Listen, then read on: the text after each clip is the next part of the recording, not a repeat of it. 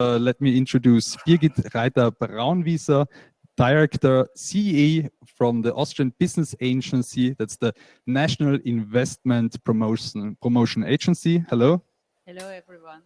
Birgit, you're from the Austrian Business Agency. Maybe you can introduce what's the task about the Austrian Business Agency. Mm-hmm. ABA Invest in Austria is the inward investment promotion agency belonging to the Austrian Ministry of Digital and Economic Affairs. And as such, what do? We offer cost-free information support service to international startups, company decision makers, investors who want to learn more first about the business conditions here in Austria, who have a need to get first-hand information about all the legal, tax and other requirements because they are considering expanding into Austria. And as such, we have also helped quite a number of international startups to land in Austria. As the Austrian startup ecosystem is a very, very international one. I personally are responsible for incoming companies from Central and Eastern Europe, and we have seen quite a number of startups from Eastern Europe land in Austria, use Austria as their base for further internationalization and also for scaling up. And so I think I add to this panel perhaps a bit the government perspective and the location factors that I think play a big role, especially on the way from a startup to a scale-up. And last but not least, Sander Van de Rijdt, co-founder of the Scaleup Planradar. You are in the PropTech sector and you closed a 30 million euro investment in the beginning of March. I'm correct? Yes. Perfect. And I also want to start with you, even though you are not a startup anymore, you're a scale-up already. Maybe you can also share like your story also for the international audience from the Podium conference, because you had a really good success story. So what are you doing, and what is your solution about? So first, in a nutshell, what are we doing? So Martin, we can't hear Sander. Can you hear me? Yes. Okay, now it's better. Okay. So first, what are we doing? So we have a software as a service solution for documentation and communication in construction and real estate projects. So our industry is the construction real estate industry. It's an industry that is not digitized a lot. So we are here in the beginning, and we are so-called PropTech. So we started the business at the end of 2014. We brought the first version of Defect Radar, so-called Defect Radar at that time, on the market. And it was in the beginning just focusing snagging or defect management. But then very fast our users and our customers started to do other things as well, like any kind of documentation. They started to do task management, any kind of project management, any kind of documentation. And then we decided to change the name into Planradar. And right now we have more than 7,000 customers already from 45 countries worldwide. So pretty international. And as a SaaS solution, it can be used everywhere at any time. Mm-hmm. And I also introduced you with this investment round. This was a really big news for the Austrian startup ecosystem as well, because it's not that often that we have like rounds like this. So maybe you can give us some insights and backgrounds about the investment and so Insight. It's a good keyword because our lead investor is Insight Partner Ventures. It's the biggest IT investor or one of the biggest investors worldwide from the United States, and together with eVentures and some of our existing investors, they did this Series A. So we closed some weeks before the current situation. So we were somehow lucky in timing. And it's everything is focused on growing, on expansion and bringing new sites worldwide. I also want to ask Sander, how was Vienna as a startup hub or Austria to scale up your business? Was it always this sort of decision, okay, even though we got bigger and bigger, that you got bigger with your startup, that you stayed here in Vienna? Because we have like examples for example, N26, they moved to Berlin. I mean, this is this kind of old discussion about it. How was it with your business? So in our case, of course, like we are 5 co-founders or 5 founders. All of us live in Vienna. So this was the first decision. Second one is we are in B2B business. And there's a difference between B2B and B2C. As an example, Berlin, it makes no sense to us because we were B2B. And so we decided to stay in Vienna because when we move, as an example, to Germany, we must move to Frankfurt, to Munich, to Berlin, to Hamburg. And so if we are in Berlin, then we can fly to Hamburg and to Munich as well. So we can stay in Vienna and fly from Vienna anywhere. So in our case, it doesn't matter. And for maybe also to add, like, all of us or all of our founders, we did other things before. For me, as an example, for me, Ibrahim, it's the 8th venture now. So we have 3 other companies up and running. We had 2 exits, and we 2 times we managed to successfully close the company. So we have some experience. We know how to act in the Vienna ecosystem. So it was the best decision for us to stay here. There were no doubts to leave. No doubts. Also, it's easier, for example, to attract developers when you are in Vienna compared to Berlin, because in Berlin there are a lot of companies fighting for good people, and in Austria there are not that many. So nowadays, some people already know us. Was it the biggest challenge for talents for scaling up your business? It's a big challenge, of course, yes. So right now, for example, we have 54 open positions for just in this quarter. And we decided also to keep our technology team in Vienna, so to keep the core with us. And we bring now people from other countries. We are red, white, red card. It's like the Austrian green card. We're bringing them to Vienna. From this state point of view, for the international community, how it works in Vienna and in Austria with this. Actually, if I may, before entering that topic, even add, ABA has now a new service for actually startups as well as Austrian corporates who have a problem with identifying and finding IT experts.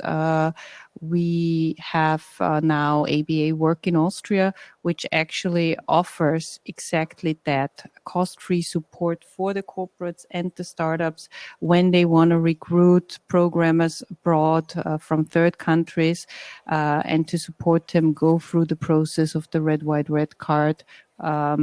Yes, the red, white, red card is the Austrian version of the green card. It's a formal procedure that takes, unfortunately, a bit of time, given that several ministries are involved, especially if the person is coming from a third country where you cannot enter Austria without the visa. So there you have to even apply abroad. But I think steps have been taken to make that easier and to support also the companies, the startups, as well as the corporates in that. So please, by all means, also turn to this other pillar within ABA or turn to me if you have problems there. And I think they will be addressed and that service is there available now already. We have worked with those international startups that landed fresh in Austria, especially on obtaining the red, white, red card. Yes, it's a process, but I think by now the authorities are learning as well. And hopefully the further push for digitalization, when all the government procedures are completely electronic, then that will be also smoother, hopefully. Maybe I can can follow on with that. You were like laughing a bit Yes. So, right now I can say it's working for us. But in the beginning, it was very hard because, as an example, the first time we applied, we just managed to bring together all the required documents, also like police record and all of these things that are required. And then we sent the application to the authority, and like after 3 months or more, we received a deny. So they didn't give us the visa. Why? Because the police record, it was too old, because it must not be older than 3 months. But in fact, the whole application process took longer than 3 months, so it was not our fault. But then we managed to talk to the people directly and went there, and now we know them and we know exactly what is required. And they also helped us a lot in certain cases now where they say, okay, please put that information in addition or something like that. So now we understand the process, and now it's working fine for us. But I know from other startups that it's not that easy, especially when you do it the first time. You're not just based in Vienna, also based like in London, in Croatia, and in Poland, I think so. Yes. How is the situation combined if you combine it in the European level? You mean like if I compare between the different countries? So everybody is very fast to complain about the Austrian ways of the process and the things you need to do. But when you compare to other countries, and we know it exactly because we founded now entities in Russia, in Poland, in Sweden, in France, in the UK, and in Croatia, as you said. So in some other countries, it's really terrible. So it's really, you can like 10 times worse compared to Austria. In other countries like Sweden, for example, it's very easy. So it's very straightforward. So let's put it that way. Austria, it's somewhere in between. What is a big advantage is that you can rely somehow on the process, and you can rely somehow on the requirements. So there will not pop up suddenly any crazy things from the side. The ecosystem here in Austria is such that many startups, corporates work with the universities of applied science. They build already the next generation by having them come in, doing a master thesis with them, work part-time during their studies. And I think this is actually the best way to get the new recruitment going, because at all the universities and universities of applied science here in Austria, we have more than 30% of international students, many coming actually also from Eastern Europe, Southeastern Europe, big talents among them. And I think when they study here already, then they can stay, and you do not need to go through the trouble of all that having to apply for the residence and work permit from abroad, but they're already in the country. Plus, I think you also... But they need to apply again. Yes, but you can apply from within, and that shortens already the duration of the application, because a lot of time is lost when actually you have to apply from abroad. And also, I think... generally speaking, obviously Vienna is such an international city that in terms of resources that have to actually go through all these applications, there was a backlog, but I think also the city of Vienna has addressed that problem now and is doing more here to help the corporates, especially, I guess, in times like these when the solution must be that to have as many people having jobs than possible. So I can 100% agree on Southeast Europe and Hungary and Czech Republic and the countries around. For us, as an example, what is difficult right now is to bring people from France or from the Nordics to Vienna. Why is it? It's of course right now because of COVID-19, but also without it, it's like our experience, at least, it's now difficult because we're searching especially for marketing people to bring them to our headquarters, because we want to put the whole marketing thing centralized. And for them, it's like it's maybe not that attractive as an example for Southeast European countries or CE countries to move to Vienna. Vienna also has the highest living standards in the world. There are several rankings. You can discuss if these rankings are true or not. I mean, Vienna is a great city, definitely, for sure. Maybe I can ask you, Birgit, how are you using this advantage of having these high living standards? How you're promoting it? Absolutely. I think in any investment decision, in any location decision, the soft factors play a big role. And the typical startup founder, I think, at least in Austria, is not a student, but actually the average age, I think, by now is 30, 35. So often the founders also have kids. So it's no longer all about endless party time, but it's more about actually really what does it look like for my kids to go to school or to kindergarten? What kind of options do I have here?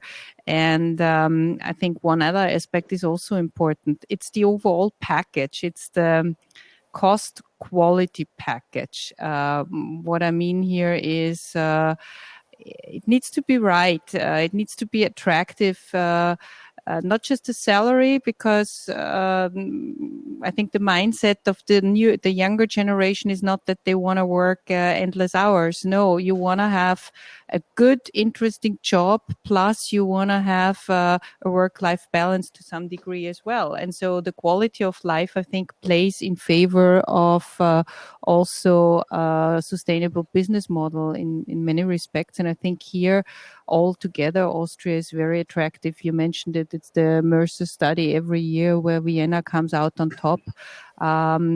But it's also other studies, the overall internationalization index, where I think, especially for expats, it's important where they live. Do they have like-minded an expat community? Here in Vienna, you get by speaking only English and not being able to speak German. You have the international schools here. You have the proximity to the neighboring countries. It's easy to travel. It's easy to hop on one of the low-cost carriers to do a weekend trip or whatever. So I think all these factors play a role, plus soft factors such as security, safety.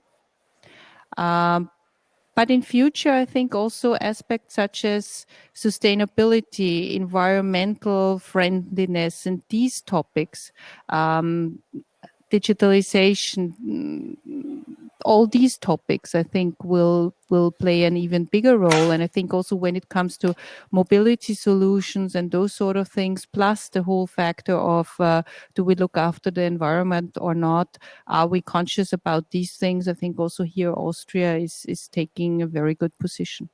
Are there any fields of challenges where there are still some disadvantages? For Austria, you mean? Yeah, for Austria. Sure. I mean, you could always improve further digitalization of the education sector. I mean, now we see a big push for it, but there's more room to go for sure. There are definitely challenges, yes. But as you mentioned, funding is an interesting topic. Maybe we can talk a little bit about that, funding and supporting programs for startups. Maybe also for our international community from the podium conference. Birgit, you can elaborate on programs. What are there? What programs Austria is famous for? Mm-hmm. Well, Austria, I think it was the Forbes magazine that once named Austria the pre-seed capital of Europe, because especially in the pre-seed phase, I think there's a lot of government support.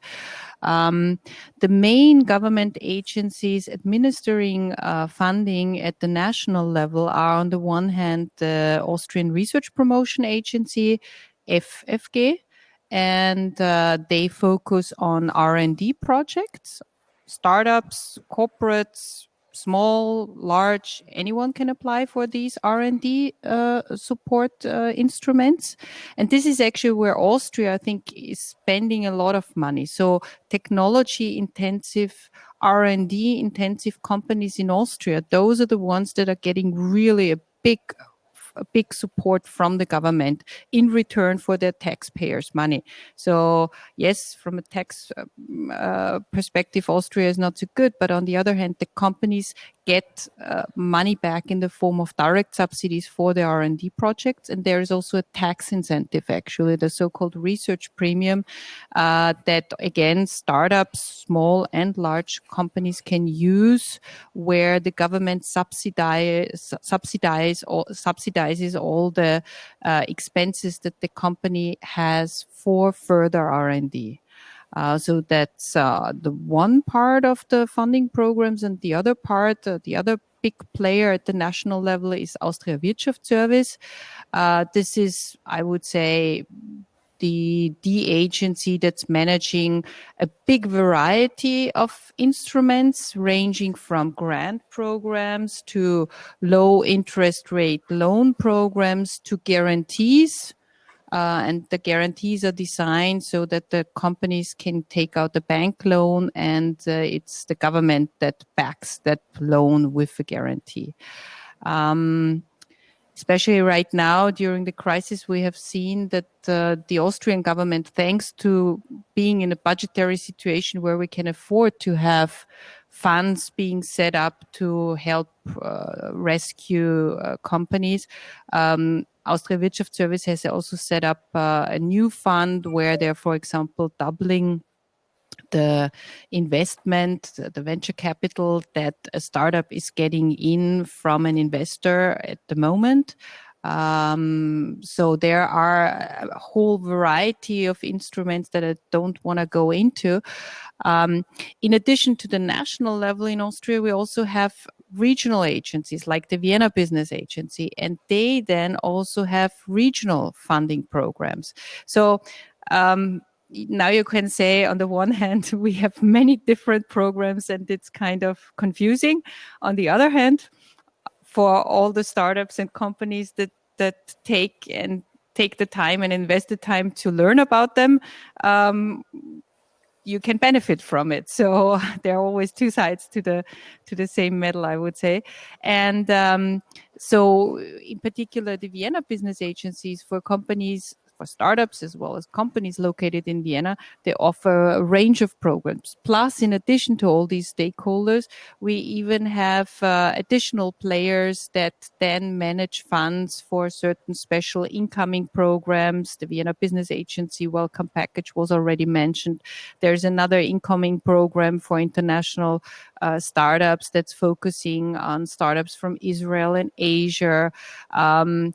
Plus, there are even export promotion support instruments that are managed by the Advantage Austria, which is the Austrian export promotion agency, sort of the Chamber of Commerce. So I think the ecosystem is varied, but there is a lot on offer. And certainly you also find agencies like myself that are ready to lend a hand to guide the international companies and startups to learn more about the advantages offers, because the system, as I said, is a big one, a big ecosystem where at the beginning it may perhaps look a little bit chaotic, but it all makes sense, believe me. And with the right guidance, I think you can really take advantage. You took advantage of these programs? Yes, in the beginning, exactly in like the seed phases or pre-seed phases, we used some of the fundings. And in the previous companies, we also did some R&D projects, some bigger ones. And yeah, a lot of good experiences on that aspect of the story. But of course, in terms of like venture capital and stuff like that, the situation is not as good as in terms of funding. Any advices what like politicians should do, or the state, to reactivate like also private capital? I think it's like I don't know if there can be done so much by the state. I think it's more like a cultural thing, because if you compare it with one of the past companies where we have been also to Silicon Valley, or if you compare it to Germany, and the whole culture thing is different. So all the people, it starts at the universities, because all the teachers at the universities, they have their own companies and they are doing business. So they are already selecting like good projects, good people, and they are funding them. And then they get money in return. And the ones who are selling the companies, they are reinvesting again. And so you have like this cycle of companies and these networks of bigger companies, smaller companies, and everything is like working together. And this is more a culture thing. So if you compare a teacher from an American university to a teacher from an Austrian university, you will find a big difference. Maybe just to add one thing to the culture thesis before, I read one very interesting article about the difference between the investors' mindset, or the investors in the German-speaking areas, so not only Austria, compared to the United States as an example, or the Silicon Valley thing, or Bay Area. And they asked in both regions, they asked the investors about their biggest mistakes.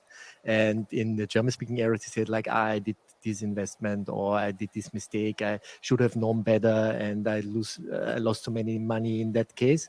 And on the other way around, they asked the American ones, and they said, I missed that opportunity, I should have been smarter, I should have invested in that case. So even starting from that, how they define mistakes, it's the first thing, or the first culture difference.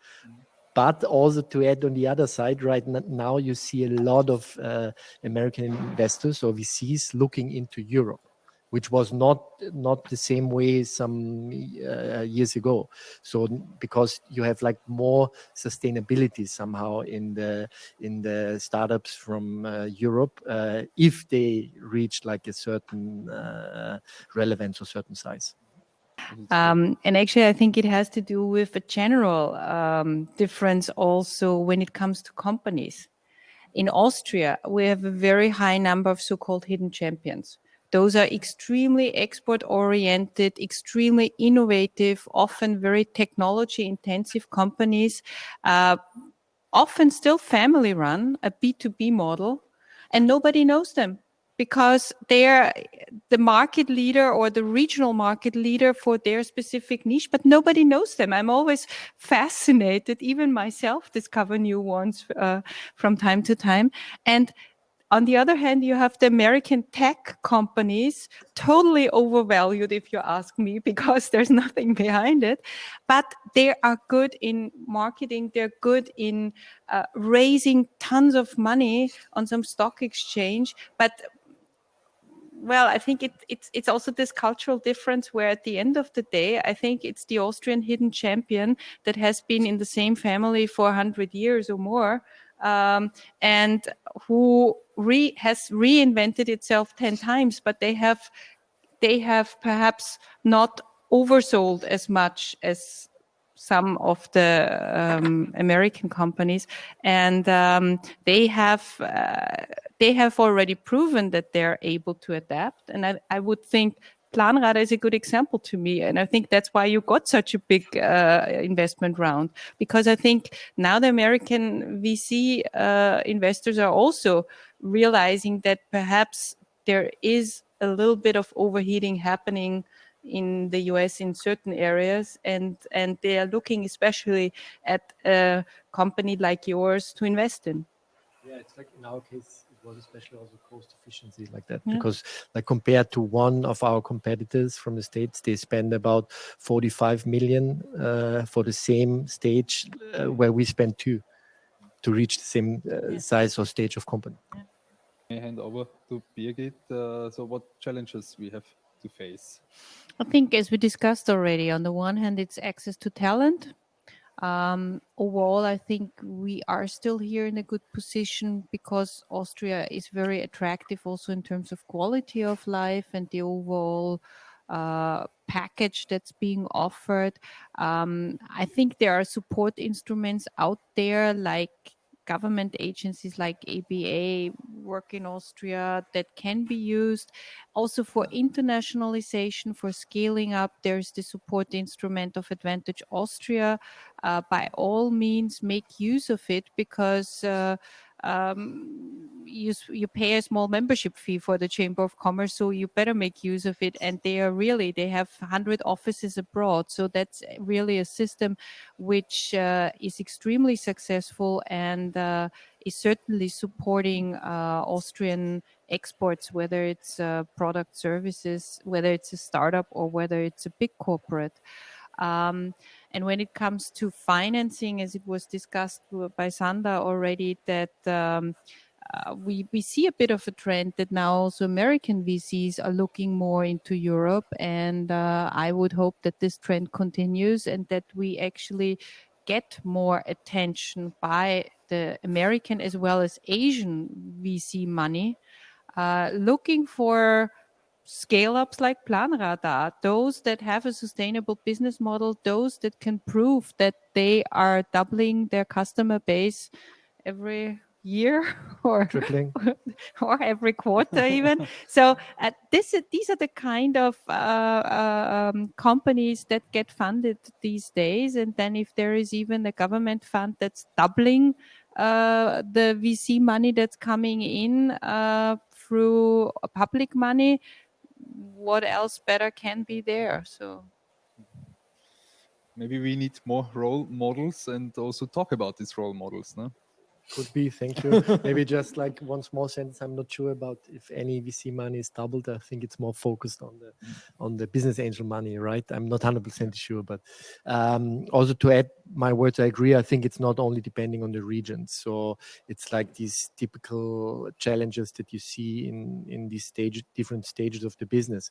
And I think it's typically like this idea to startup thing in the beginning, then startup to company thing where you reach maybe like 30, 40 people, and then you need to bring in HR or something like that. And then you have like this company to scale up thing again, when you reach like 100 to 200 people, 10 million plus revenue. And then you need to bring in like all this middle management stuff and hierarchy and keeping the company able to run and to decide fast. So these are these milestones, according to my experience, they are the biggest challenges. And you always see in every company, you see the same issues in these different tipping points. So it's always, you're always talking about the same things.